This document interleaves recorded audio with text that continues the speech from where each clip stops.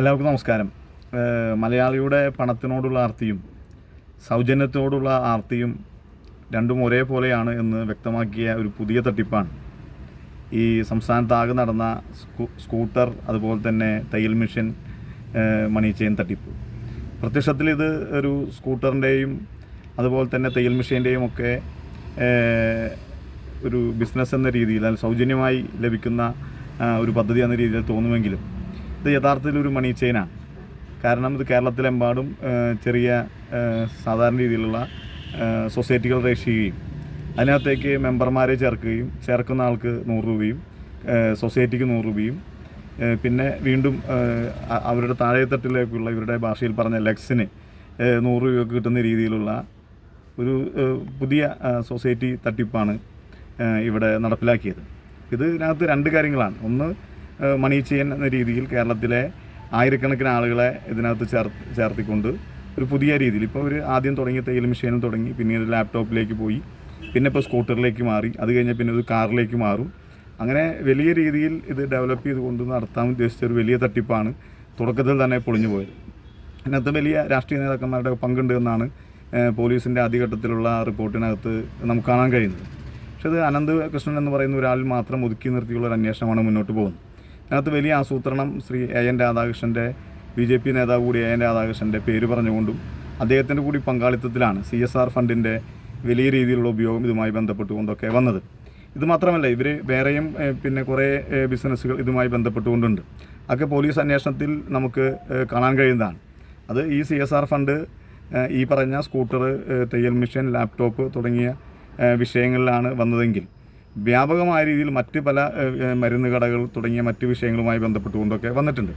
ഇതിനകത്ത് BJP നേതാവ് N രാധാകൃഷ്ണൻ്റെ പങ്ക് നമുക്ക് തള്ളിക്കളയാൻ കഴിയുന്നതല്ല. അദ്ദേഹം ഇപ്പോൾ അത് തെളിവുകൾ നശിപ്പിക്കാനും പരാതിക്കാരെ ഒതുക്കി തീർക്കാനും പണമൊക്കെ ആളുകൾക്ക് മടക്കി കൊടുത്തുകൊണ്ട് ഇത് തീർക്കാനുള്ള വലിയ ശ്രമം നടത്തിക്കൊണ്ടിരിക്കുകയാണ്. അതിന് സംസ്ഥാന സർക്കാരിൻ്റെ ഒത്താശയുമുണ്ട് എന്നാണ് മനസ്സിലാക്കുന്നത്.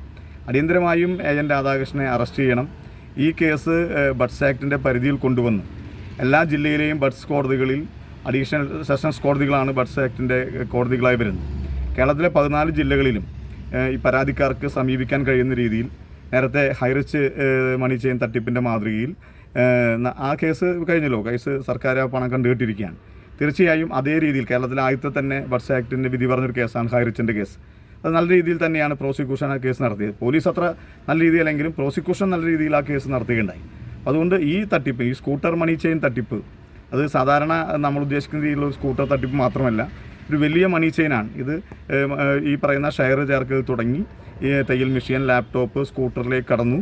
ഇത് ഈ കടന്നിരുന്നെങ്കിൽ അവരിനി അത് വലിയ കാറിലേക്കും അതിനപ്പുറത്ത് വലിയ രീതിയിലേക്ക് ഇത് മാറ്റുമായിരുന്നു. തീർച്ചയായും ഇതൊരു വലിയ ഗൗരവമുള്ള കേസാണ്. പോലീസും സർക്കാരും അത്ര ഗൗരവത്തിൽ ഈ കേസിനെ കണ്ടിട്ടില്ല എന്നുകൂടി കണക്കാക്കണം.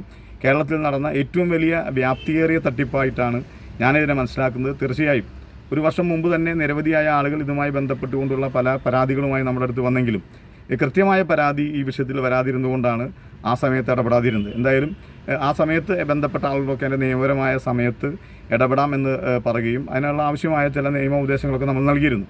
തീർച്ചയായും ഇതൊരു വലിയ വ്യാപ്തിയുള്ള തട്ടിപ്പാണ്. ഈ ഘട്ടത്തിൽ തന്നെ പോലീസിനെ ഇത് കണ്ടുപിടിക്കാൻ കഴിഞ്ഞതിൽ കേരള പോലീസിനെ അഭിനന്ദിക്കുന്നതോടൊപ്പം തന്നെ എൻ രാധാകൃഷ്ണനെ സംരക്ഷിക്കുന്ന നടപടികളിലേക്ക് പോലീസ് പോകുന്നോ, അല്ലെങ്കിൽ അത് മുകളിൽ നിന്നുള്ള പിന്നെ സർക്കാരിലെ ഉന്നതരുടെ ശുപാർശയുടെ കൂടി ഫലമായി പോലീസ് സമ്മർദ്ദത്തിന് അടിമപ്പെടുന്നോ എന്നൊരു സംശയം നിൽക്കുകയാണ്.